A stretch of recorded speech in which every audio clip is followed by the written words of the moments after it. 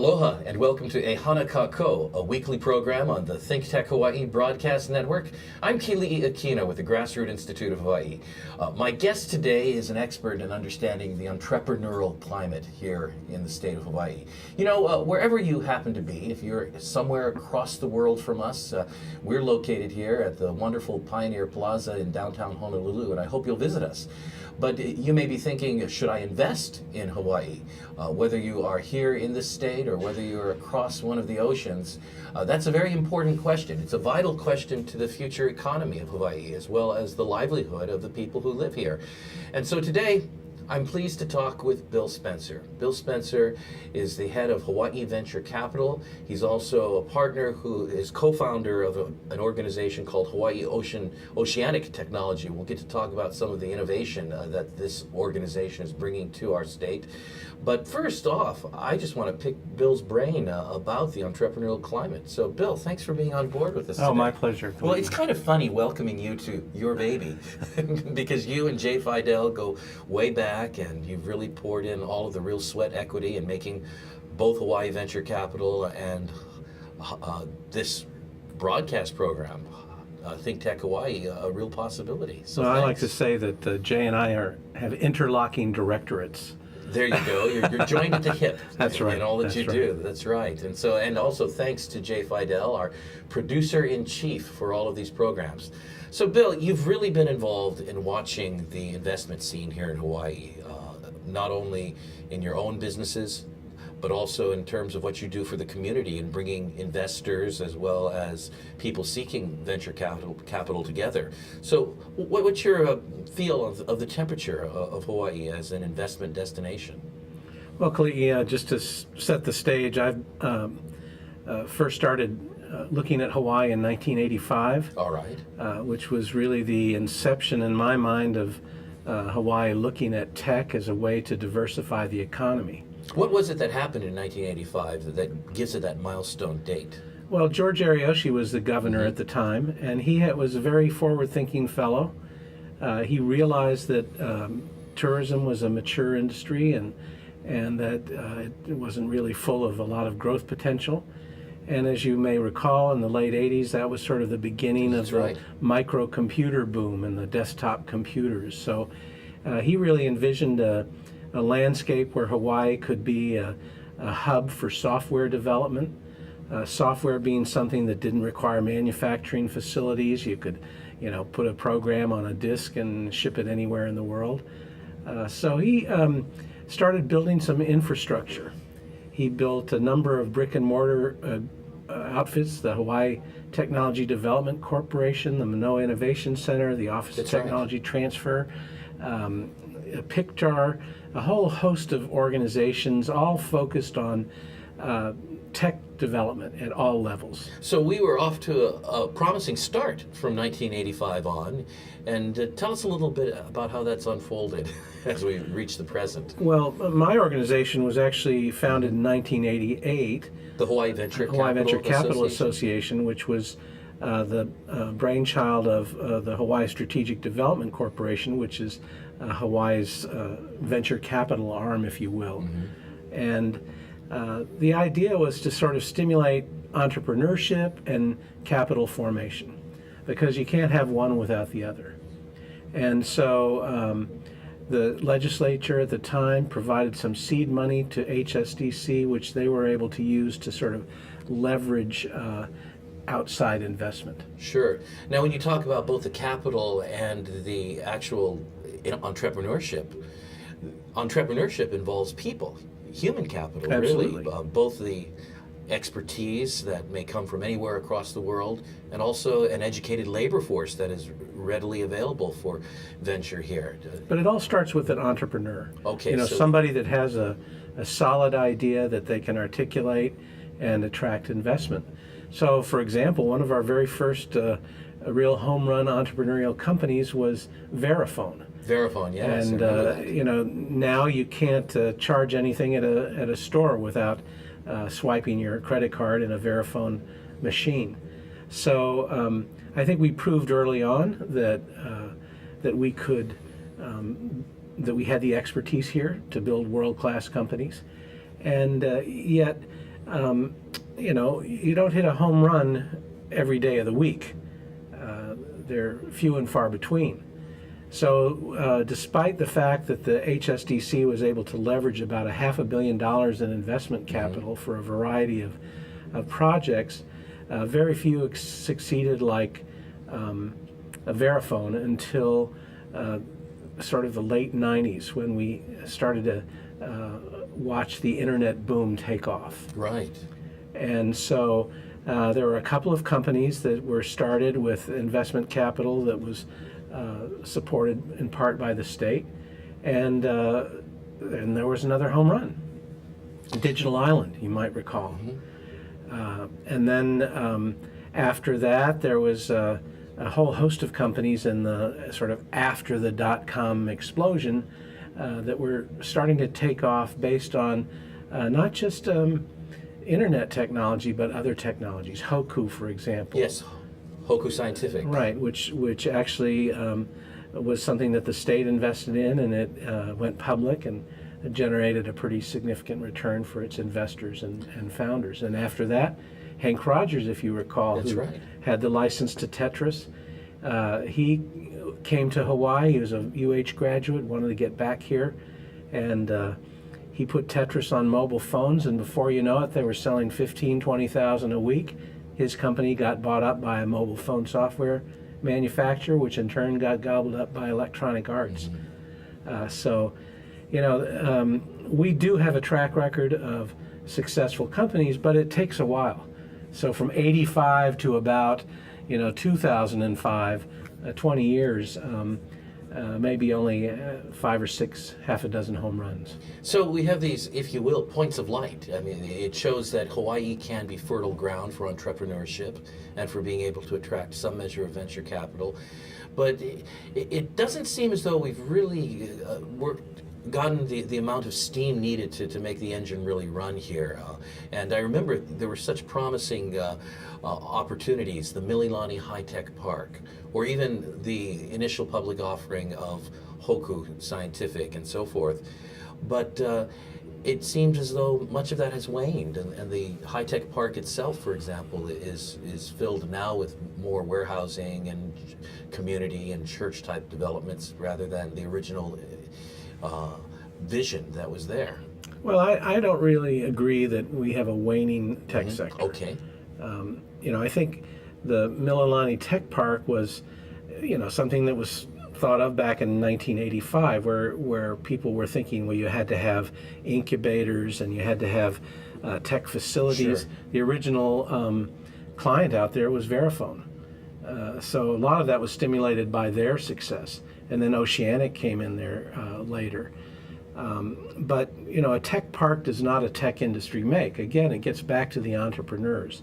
The second piece of the puzzle, as you said right off the bat, is the financing. Yes. But the reality is that if you look at other places in the world that have become burgeoning tech centers, let's take San Diego, for example, which is known for its biotech capability. What really happened there was not so much a bunch of outside investors, finding deals in San Diego and, making home runs happen. What happened there was that there was a good university, there was a lot of talent, and there was a company called Genentech, which was a huge home run. And then the founders of that company started investing in other companies. And those companies succeeded. Some of them did, some of them didn't. But the ones that succeeded, their founders started investing. They invested in their own backyard, and they grew an industry, similar to Silicon Valley. So, the issue really is critical mass of successful entrepreneurs from Hawaii, born and bred, or at least, making their fortune here, and then putting money back into the system. Pierre Omidyar is an example of somebody who sort of, a Punahou guy. He left Hawaii, he made his mark at eBay. He's now chairman of eBay and a multi-billionaire. And now that he's able, he's started a venture fund, and he's started some other funds. So do you see a positive trend in any of this, the coming together of some of these factors of entrepreneurial production? Well, absolutely. And I think the other thing that's important to note is that today, the environment, especially for software, which is still sort of at the core of Ariyoshi's vision, but also at the core of what's happening in tech, software companies don't need massive investments to get off the ground.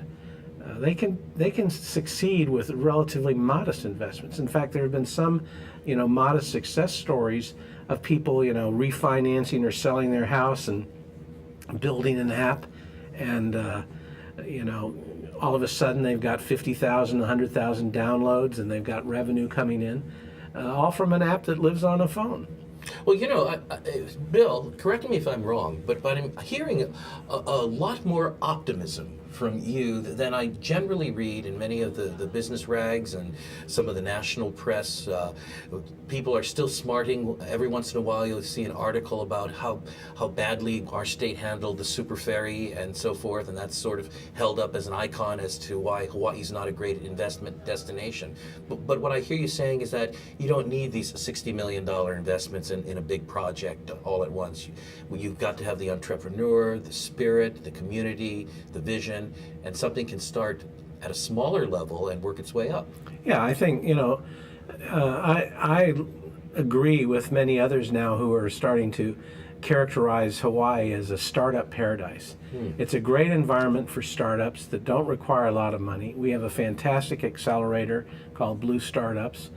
We're able to nurture entrepreneurial spirit in a way that, lean, mean, capture a market and grow organically. We can also test things under the radar because we're not in Silicon Valley, we're not in San Diego, we're not in Seattle, we're not in all these high-tech hotspots where, somebody overhears you talking about an app in a coffee shop, and the next thing you know, they've stolen your idea. And when you say test, it also means we can fail. We can have a lot of small failures, which, as in the case of Thomas Edison, ultimately led to the light bulb at one point. That's right. And that's why starting at a small scale, even living out of your parents' garage, second mortgaging your home. That's all very possible. But, projects like the Super Ferry are enigmatic of a different issue with Hawaii. The real issue in my mind there is that these are projects that are unique to Hawaii. They're only practical in Hawaii.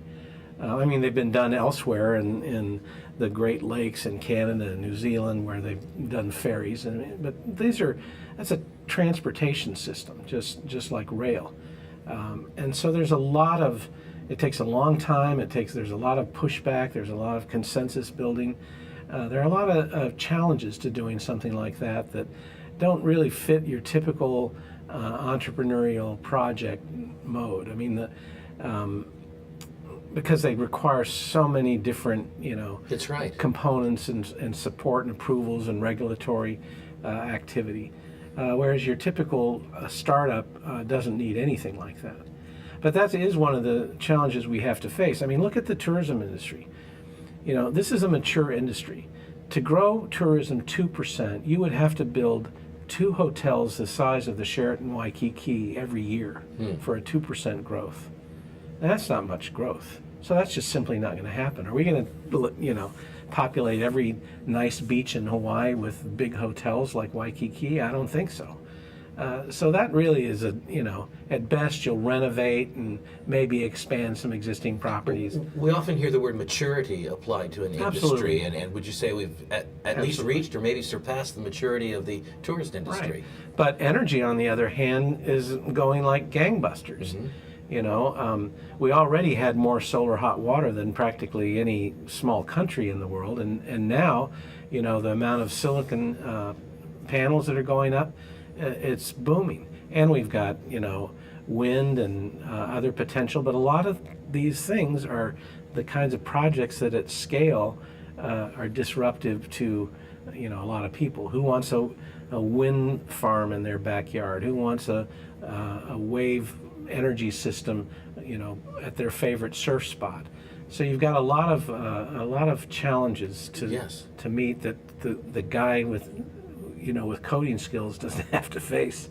Well, and there's also the challenge, and when we come back after a short break, perhaps we can talk about this, the challenge of private versus public management and vision in all of this, because government, although it's not going to be the source of the entrepreneurship or the driving factor, certainly plays a role as to whether or not the entrepreneur can be successful. Absolutely. In this environment. And that's where I think what people, when they look at Super Ferry as a problem of Hawaii, I think that's where they're right. I mean, we have a dreadful regulatory environment that's not just state, it's federal related.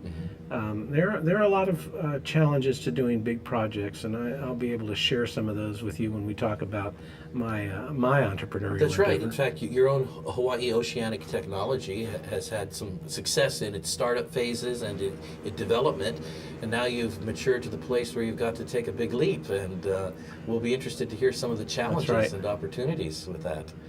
Well, today I'm talking with Bill Spencer, who is the head of Hawaii Venture Capital Association, and he's also an entrepreneur launching new technologies here in Hawaii. This whole issue of how possible is it to do business in Hawaii, to attract investment, generate it locally, attract it from across the country and the world, is vital for the future of our economy. And there are few people as well versed as Bill in knowing the nuts and bolts of making business happen. We'll return right after this. This is Ehana Kako. We're here each week. I'm Keli'i Akina with the Grassroots Institute, saying thanks to all the viewers of Think Tech Hawaii Broadcast Network. We'll be right back after this. We want to thank our underwriters. Hawaiian Electric Company and its affiliates Maui Electric on Maui and Hawaii Electric Light Company on Hawaii Island are deeply committed to the communities they serve.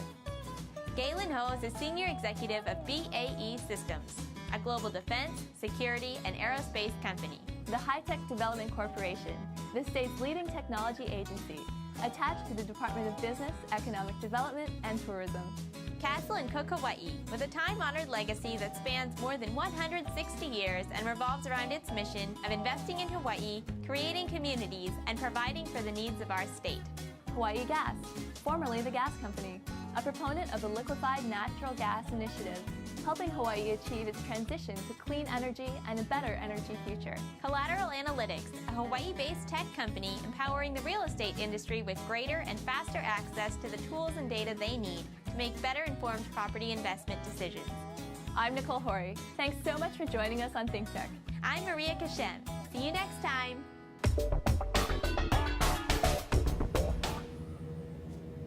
Welcome back to Ehana Kako, which means let's work together. That's why we call our program Ehana Kako, because that's an important value here in Hawaii, regardless of any kind of background, political, religious, ethnic. We really believe at the Grassroots Institute and also at Hawaii, Think Tech Hawaii, that all of the people of Hawaii working together is the answer for the future. Today I'm with Bill Spencer, head of Hawaii Venture Capital Association and an entrepreneur himself. We're talking about the investment climate, the climate for entrepreneurship here in Hawaii, and we're going to just close off our first segment. Bill, I was asking you a little bit about your thoughts on the climate here in Hawaii for entrepreneurship and investment. Just in a concise way, how would you respond to somebody making an inquiry? Well, if I was talking to an entrepreneur, I would say that Hawaii is truly a startup paradise. We have a lot of things going here, including a world-class accelerator program. So I would encourage entrepreneurs to look closely at us as a place to start their business. There are very few places where you can surf in the morning and work all day and surf at sunset and enjoy our kind of environment. So the environment's great for entrepreneurs. It's great for investors, especially local investors who have deep pockets. I think that in today's world, you don't have to put a lot of money in to a startup to see a relatively short path to profitability. I think the challenge, though, comes when you're trying to do big projects that are strategically advantageous to Hawaii, to move it forward, to break free from our stranglehold that the tourism industry has on us, because we so rely on tourism as the source of revenues for the state. And tourism, as you know, has its ups and downs, and it's not growing.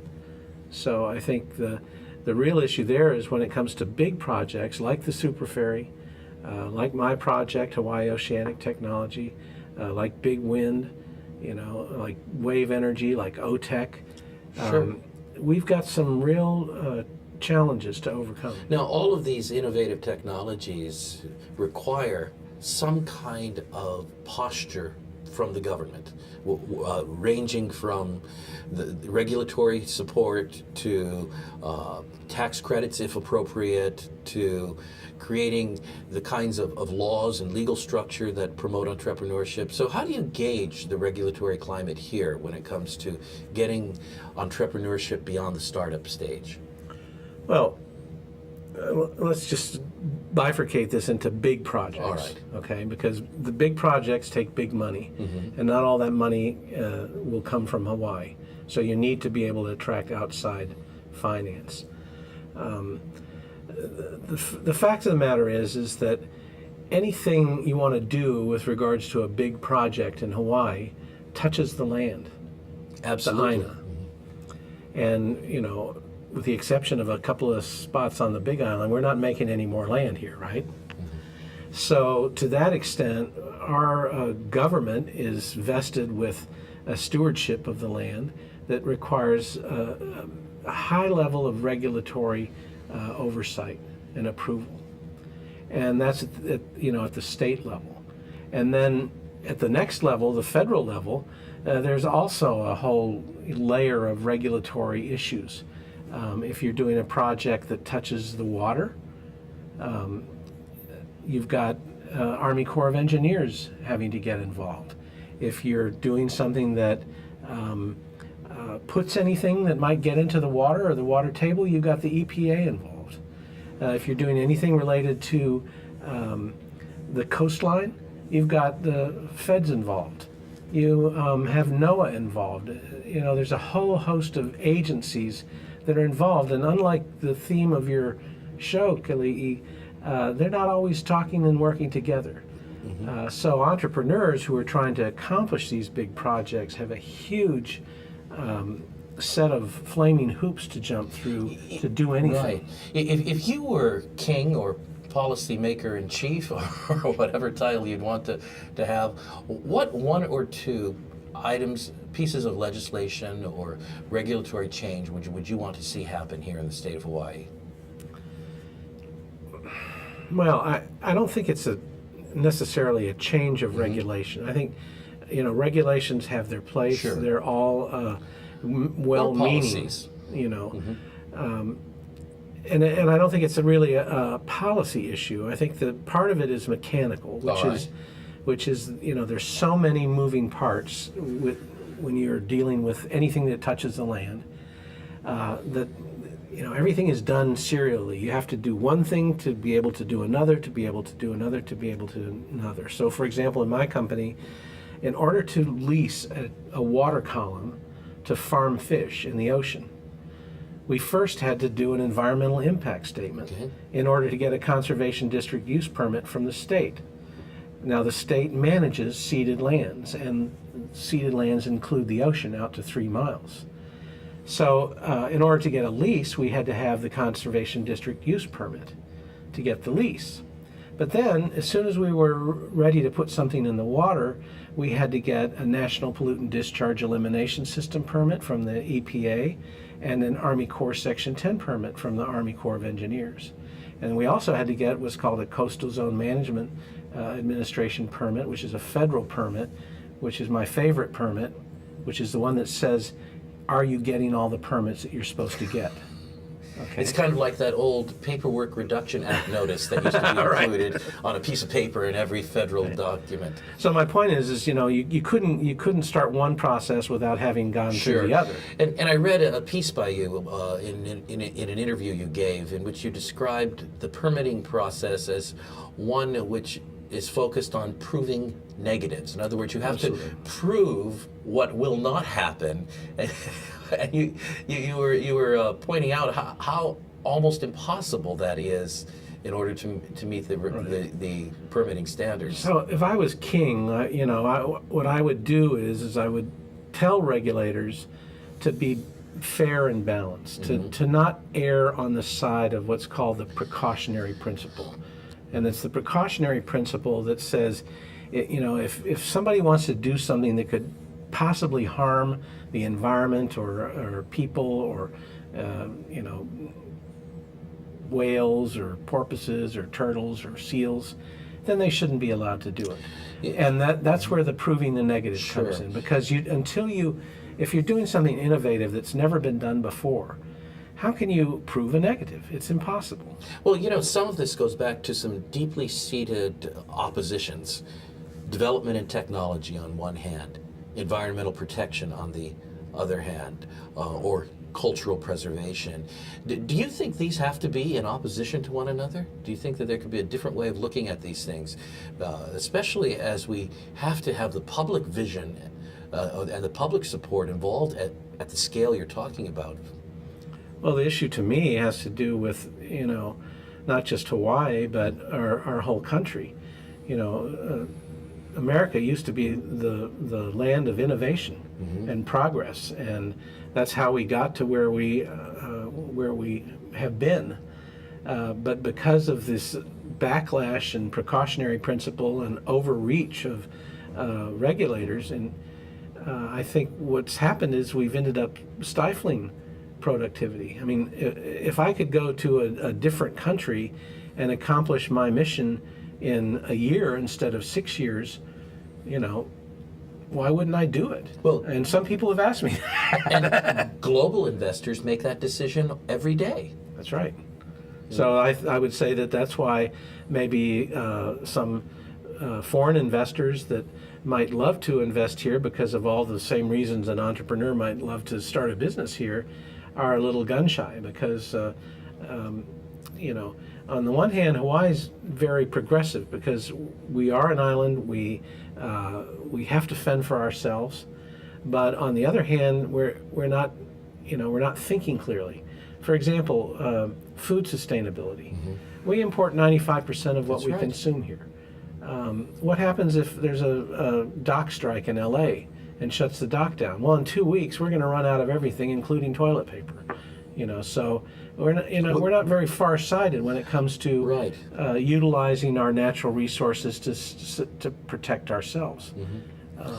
And many of these scarcity problems are linked in systems, shipping. You and I have talked about the relative oligopoly on shipping here in Hawaii, or one company owning most of the energy grid and so forth. And as a result then, entrepreneurship has quite a bit of challenge in facing these central control situations. Yeah, so it's not only government or policy or regulatory adherence. There's also other forces at work, so to speak. Do you have much hope for the people of Hawaii on the whole adopting a vision? You speak of the entrepreneur as important to the business venture. What about entrepreneurship in our political leadership? Do you see, and I'm not interested in you naming names or parties at this point, but do you see the kind of political, and I don't mean partisan, but the political public leadership needed to give Hawaii the kind of vision it needs to be innovative, to be productive, to resolve the conflict between development and environment? No. You don't. Well, I don't think it's the role of the political system to stimulate environment. I think it's the role of the political system to make sure that the government's not in the way. And I definitely don't see Love that quote. quote. Because at Grassroots Institute, we're firmly committed to helping the government not be in the way. but have its appropriate, limited, and accountable role. And with that, we're going to come back with Bill Spencer, and I want to ask him about the company that he has co-founded that is really on the cutting edge of some new food technologies that will be good for Hawaii and for the world. You're watching Ehana Kako on the Think Tech Hawaii Broadcast Network. My thanks again to Jay Fidel and the great team for producing this. We will be right back after this brief message. Aloha, I'm Jay Fidel of ThinkTech. We have some news for you. In addition to our ThinkTech TV show and our Asia in Review show on Olelo 54, as of January 1st, we're adding Community Matters to play also 2 hours a week. Check out thinktechhawaii.com for the specific times of each of these shows. We hope you enjoy all three. Mahalo, I'm Jay Fidel. Aloha, I'm Maria Kashem of Think Tech Hawaii, and I want to tell you about our Think Tech talk shows.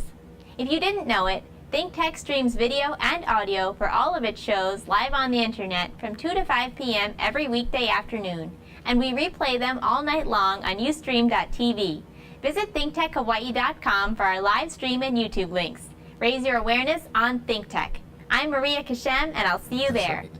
We can still protect our resources. Very good, yes. And we're back on air now.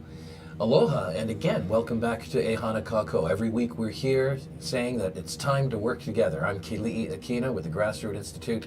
I love our guests because they are experts in their field, and the guest we have today, Bill Spencer, is not only an entrepreneur, not only a venture capitalist, he's somebody who is really doing something good for humanity, using technology, using commerce to solve a fundamental human need, and that is hunger. In this world today, we can make a difference by finding entrepreneurial means to feed people. And what Bill has come up with in his company, Hawaii Oceanic Technology, is cutting-edge technology right here from Hawaii, and I'm going to let him tell us about that. Bill, okay, so your company, Hawaii Oceanic Technology, has a patent on a brilliant piece of equipment. It's a system. I'm going to let you describe what that is. We don't have a lot of visuals with us right now, right. But I'm going to let you use your colorful language to tell us about this wonderful thing called a sphere? Ocean sphere. Ocean sphere. Well, let me set the stage first by sort of bringing up a couple of startling facts to address Okay.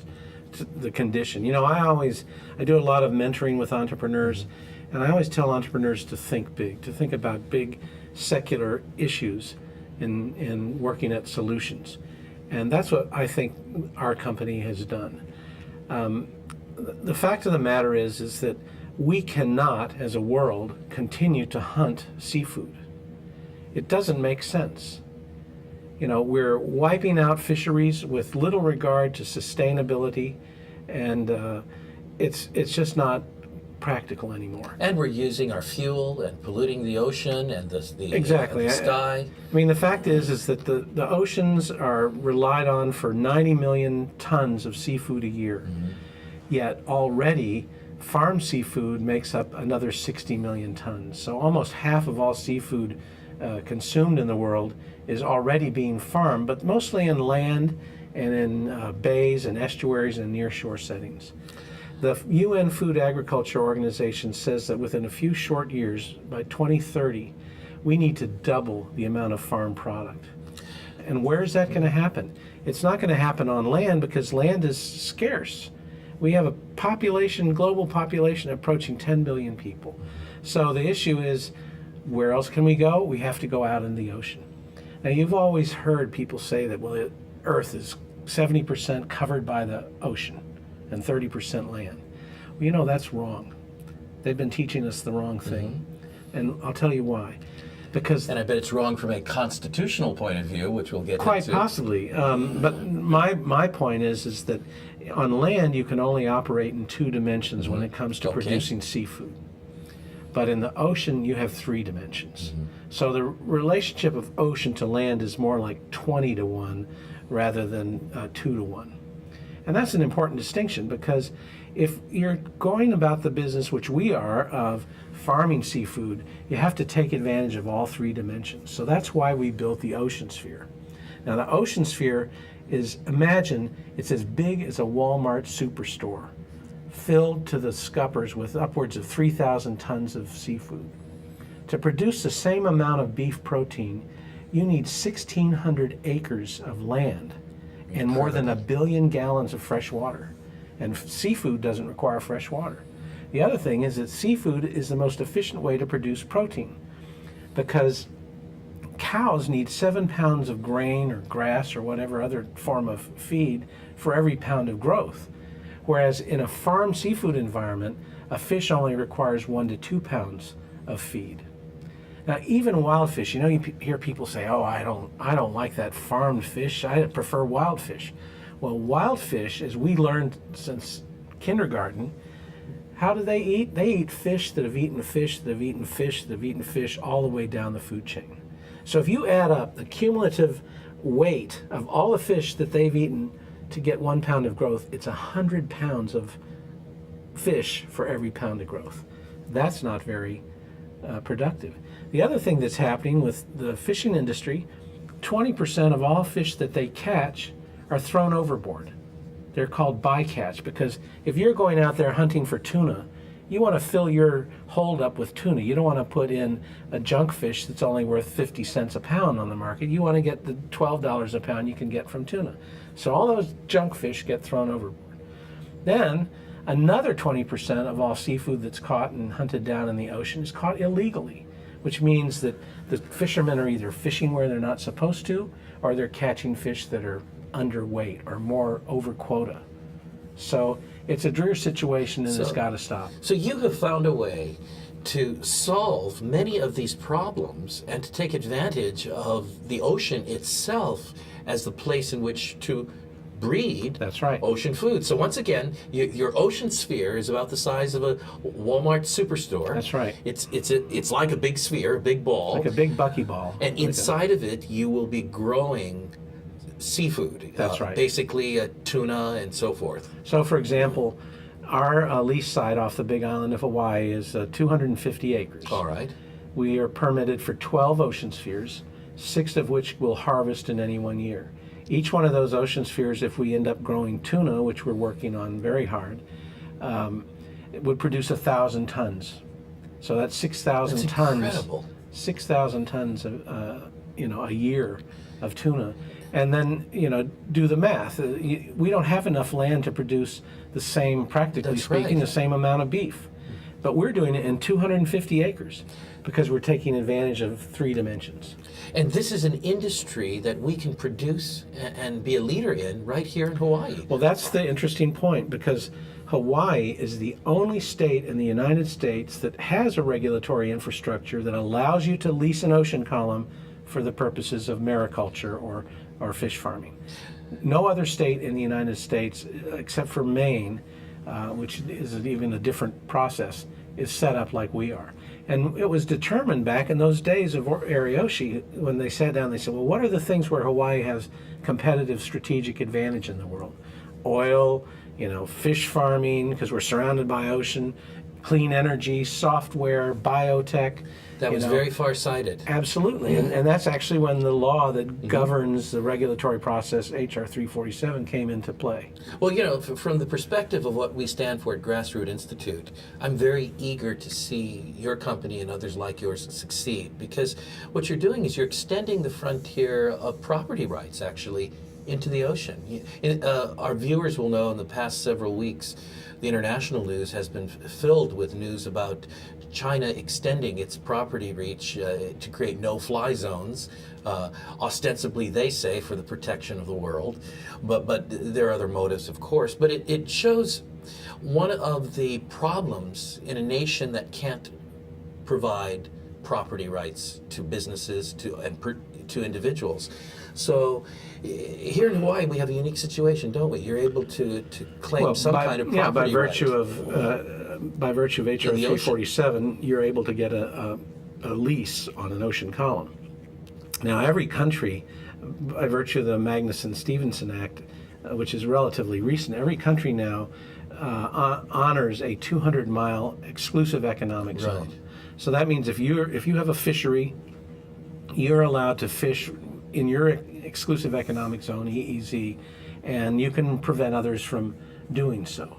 Now, the problem you cite with Japan and China has more to do with the fact that they both, their EEZs intersect. Claims right over there. You know, so, but this is sort of an important issue. Same with the Philippines and South China Sea. That's right. And we're going to have to take a break, but I want to come back and hear a little bit more about the advances that your company is making with this technology for Hawaii. You're listening to Bill Spencer. He's my guest today. I'm Keli'i Akina with the Grassroots Institute. We're on Think Tech Hawaii's broadcast network and look forward to joining you for our final segment right after this. Aloha, I'm Nicole Horry for Think Tech. For nearly half a century, the Hawaii Foreign Trade Zone No. 9 has brought the benefits of the Foreign Trade Zone program to Hawaii businesses and entrepreneurs. DBET, the Department of Business, Economic Development and Tourism, operates Hawaii's Foreign Trade Zone program to encourage international business and economic development. The Foreign Trade Zone's mission is to increase the amount of international trading activity in Hawaii, thereby providing employment opportunities for the residents of our island state. For more information, see ftz9.org. I'm Nicole Horry. Mahalo. It's part of the dynamic, and we're back on air again. Wonderful, wonderful conversation today. Hi, everybody. I'm Keli'i Akina with the Grassroots Institute, saying thanks to Jay Fidel and Think Tech Hawaii, the broadcast network that makes it possible for us to communicate with all of you across the world, and many of you here in the state of Hawaii.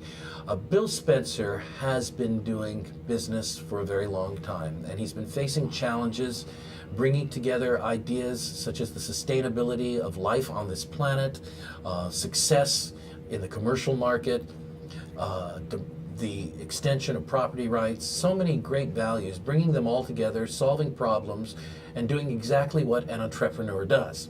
And based upon such entrepreneurship, he's very optimistic that Hawaii can attract investors and does have investors, but the role of the entrepreneur is so very, very important. I want to finish our time together with Bill Spencer today by talking just a little bit about some of the advantages that will take place here in Hawaii if his business gets up and going in a very big way. And we're talking about Hawaii oceanic technology. Once again, the ocean sphere that makes it possible to breed large quantities of food without depleting the ocean. It's sustainable. What a creation! Now you have the patent on this and several technologies. We have a patent on the technology itself and our approach, but you know the concept you're talking about in broad terms really, we owe a lot of credit to the original native Hawaiians and you know our Polynesian ancestors. Who came up with the concept of a fish pond as a way to sustainably feed a large number of people. They, because of how Hawaii was divided up and you know, every ahupua'a had a fish pond that the people maintained. And now they weren't growing fish from eggs to plate like we were, but they were catching fish into the pond and feeding them, making sure they got fed, fattening them up, if you will, and reducing the labor and the challenge of actually going out and hunting for seafood. Well, you know, what's interesting is the Hawaiians were actually also involved in hybridization of plants and fish and so forth, in a sense, organic genetic modification. Yeah, don't go there. but what I want to underscore is the fact that the technology that you have put together here honors the Hawaiian spirit. That's right. It builds upon the Hawaiian vision of what is sustainable, what is clean and good for the land, what provides for the people, it's just an incredible application of Hawaiian values to technology. And I agree, and I'm not the first one that's done this. Randy Cates of Cates International had one of the first ocean fish farms. He's a real seaman, and he started producing moi, which used to be the fish of the Ali'i.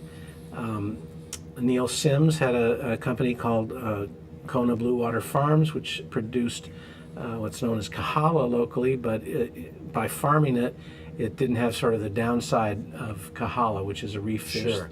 So now what do you see as the potential export market for fish from Hawaii with this kind of technology, especially as you get 12 or more spheres up and going and other companies follow suit? Our goal is to demonstrate the technology here in Hawaii, which is the only place in the United States you can do fish farming. Our goal is not so much to be fish farmers forever. What we Right. want to do is we want to show the world a better way to farm seafood in economically and environmentally sustainable manner. So the product is the technology itself that That's you right. want to export across the world. That's What right. are some other regions of the world in which this could actually be used?